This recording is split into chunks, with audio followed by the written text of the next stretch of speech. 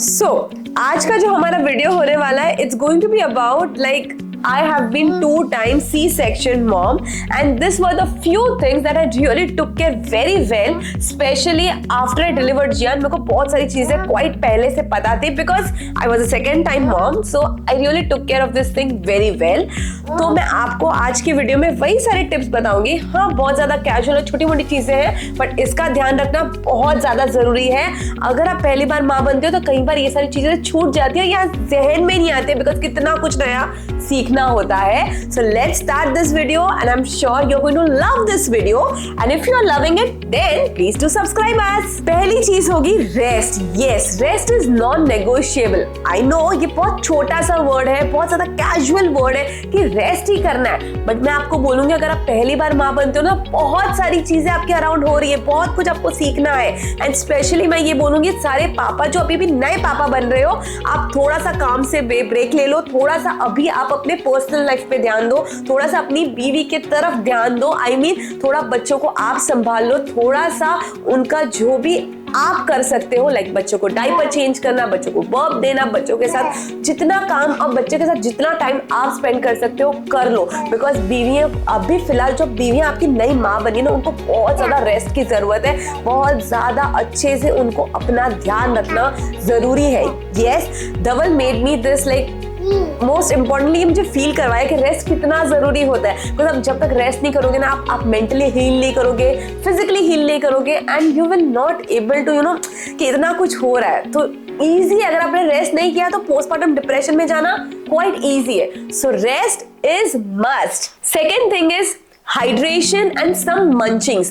मतलब कि अगर आप ब्रेस्ट फीडिंग कर रहे हो, रात को लेट तक जागने वाले हो, आपके पास कितना कुछ हो रहा है जहाँ पे आप कभी कभार पानी पीना भूल जाओगे, कुछ जूसेस वगैरह पियो, कुछ आप हेल्दी चीजें खा सकते हो, कुछ ऐसा मतलब ऐसी चीजें आपके पास रखो जो आप बार बार वो यूज करोगे एंड आपको उसके लिए आपका टमी फुल रहेगा and you are hydrated, your tummy is full, so you are quite relax. Like जो धवल ने मुझे गिफ्ट किया था ड्यूरिंग माई डिलीवरी ड्यूरिंग जियान, I will put a B-roll over here. Please do watch that. He has gifted me a basket, like that was a postpartum basket which had all my favorite things like my chocolate that I loved. Then there was this breastfeeding cookies were there. Then there are a lot of things like lip balm was there, dry shampoo, whatever you like or whatever is your necessity and you will love to have with you. Just keep that. A bottle of water. अभी fancy इतने सारे sippers आ गए. Keep whatever you like it and keep sipping little water every time, every now and then, and this will really help to recover fast. Third is mental health. It matters. Like आप लोग अगर पहली बार मतलब अगर mom बने तो आप बोलोगे क्या बोल रही है, मेंटल हेल्थ तो मेरी बहुत अच्छी है, ऐसा कुछ नहीं होता है. बट जैसे जैसे टाइम जाएगा you will start noticing a change in yourself. Like आप बहुत ज्यादा चिड़चिड़ करने लगे हो, आपको कहीं ना कहीं पोस्टपार्टम डिप्रेशन या पोस्टपार्टम ब्लूज जिसको बोलते हैं, वो आपको कहीं ना कहीं फील होने लगे, बट आपको नहीं पता चल रहा है वो फीलिंग है क्या exactly. So I would say आपको जो पसंद आ रहा है ना दिन में, या go with your friends for a nice coffee date, music सुनना पसंद है तो म्यूजिक सुनो, नेटफ्लिक्स पे चिल करना है तो करो, बट कुछ तो ऐसा करो जो आप अपने लिए कर रहे हो, बेबी के लिए नहीं कर रहे हो. सिर्फ वो एक चीज होनी चाहिए जो अपना है.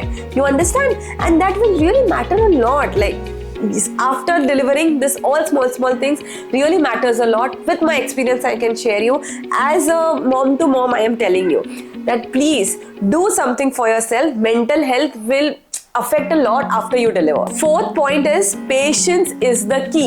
Now mom C-section हुआ है, थोड़ा सा टाइम तो देना पड़ेगा, हील करने के लिए थोड़ा टाइम लगता है. Give that time. मैं ऐसे नहीं बोल रही हूँ कि बेड रेस्ट कर लो, नहीं, आप अपना जो भी काम है, अपना आपको जो ठीक लगता है वैसा करो, इधर उधर जाओ, घूमो फिरो, बट डॉक्टर का सुनो, डॉक्टर क्या बोल रहे हैं. हेवी चीजें मत लिफ्ट करो. There is some time that you need to give your body to heal. Please, I would really request कि listen to what doctor is saying and follow doctor's advice and not what your घर पे is everyone saying कि आपके आजू बाजू क्या बोल रहे हैं. Don't listen, only listen to your doctor and I'm sure थोड़ा सा सब्र और थोड़ा सा धीरज के साथ सब कुछ धीरे धीरे ठीक होगा. लाइफ भी वापस से पटरी पे आएगी and you will start enjoying each and every moment around you.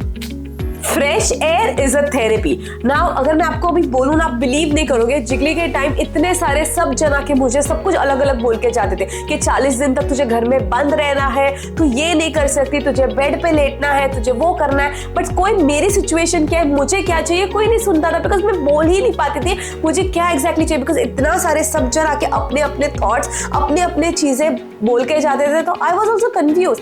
But जियान के time I was very clear कि मुझे क्या करना है। You won't believe, 6th day I was like in the hospital itself. I started shooting. घर पे आके 6th day I was literally working. I was literally doing everything that I wanted to do. I was doing school pick and drop. जिगली का हर काम, मतलब मुझे जैसे अपनी life जैसे नॉर्मल लाइफ चाहिए थी, मैं वैसे जीने लगी।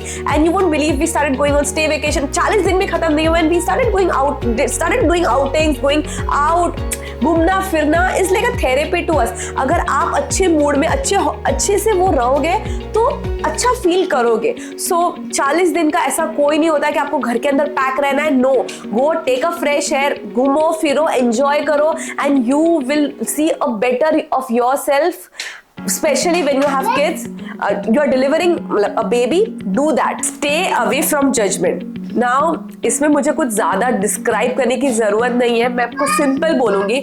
आपके घर वाले, इन-लॉज, सारे जितने भी आपके रिलेटिव्स, जितने भी आपके फ्रेंड्स आपको क्या बोल रहे हैं वो आपको नहीं सुनना है। Just ignore them, listen to only your doctor and your inner self कि आपको क्या करना है। अगर आप सबके सुनने बैठे तो हो गया, मतलब आप खत्म हो जाओगे एंड आपको बहुत ज्यादा डिफिकल्ट हो जाएगा वो सारी चीजें से बाहर निकलना। Because after delivery things are more difficult than delivering a baby and that's my experience. I am saying you, do not listen to anyone, just listen to yourself and your doctor, and no third person should come in this situation when you deliver ना। there is so many things happening. आप एक बार deliver करोगे ना, आपको सारी चीजें एक एक करके, आप जब मेरा वीडियो देखोगे ना तो आपके सामने आते रहेंगे कि हाँ मैंने ऐसा जजमेंट सुना, मैंने उसका सुन के मैंने ऐसा किया तो मेरे लिए इतना डिफिकल्ट वो चीज हो गया। पर अगर मैंने वही चीज अपने डॉक्टर की सुन के की होती, मतलब डॉक्टर मुझे बोल रहे हैं तू जा सकती है बाहर घूमने फिरना है, तो तुझे घर वाले बोल रहे हैं कि नहीं 40 डेज तक तुझे घर में ही रहना है, बिकॉज वो रिचुअल है। तो रिचुअल अगर आप फॉलो करने जाओगे तो आपके लिए कितना डिफिकल्ट होगा।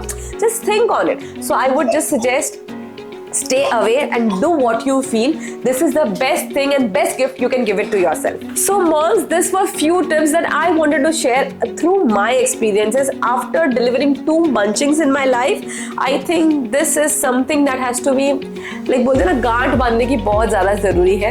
So I shared with you. Hope you like this video, and if you have liked this video, then please do go and subscribe my channel and keep watching such more videos on my Instagram because I post lot of such more videos.